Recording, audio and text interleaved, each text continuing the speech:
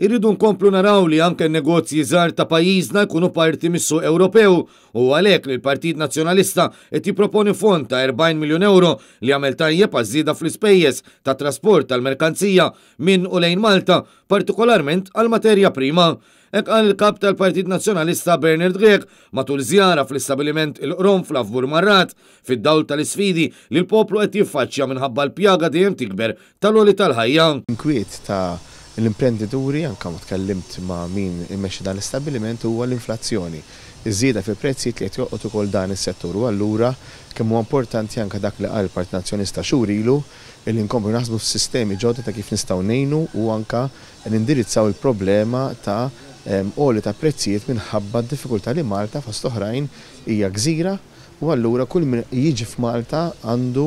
spejjeż ħafna ikbar biex jasal f'dan il-pajjiż u allura ħnedna li rridu waqfu fond ta' mill-inqas 40 miljun euro biex inkunu nistgħu ngħinu propju it-trasport lejn u minn Malta ta' prodotti li jkunu qegħdin jitlu hawnhekk. Bernard Grech qal li l-partit immexxi minnu se jibqa' jaħdem uffukat biex jgħin lill-imprendituri jikbru jissaħħu dan hekk kifu konxi mid-diffikultajiet li sabu in-negozjanti fl-aħħar sena tant li sfortunatament kien hemm min kellu jagħlaq għal kollox. Ħanibqgħu naħdmu iffukati biex ngħinu dawn it-tip ta' imprenditori rriduhom ikomplu bl-inizjattiva bit-tama li jistgħu jkomplu jikbru u jissaħħu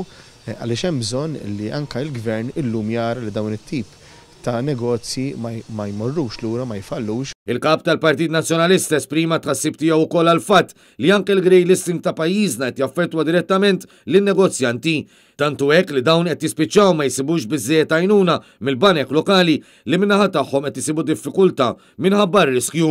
Għaldaqstant qal li l-Gvern għandu jindirizza din is-sitwazzjoni u jekk mhux kapaċi l-Gvern preżenti se jkun Gvern ġdid immexxi minnu li se jagħmel dan. Akkumpanjat mill-wib tal-Grupp Parlamentari Nazzjonalista Robert Kutajjar, Bernard Grech ra l-ħidma li qed issir biex dan in-negozju jissaħħaħ u jiddiversifika fil-waqt li faħħar l-impenn ta' dawn l-individwi u l-impjegati tagħhom minkejja l-mewġ li qed jiffaċċjaw.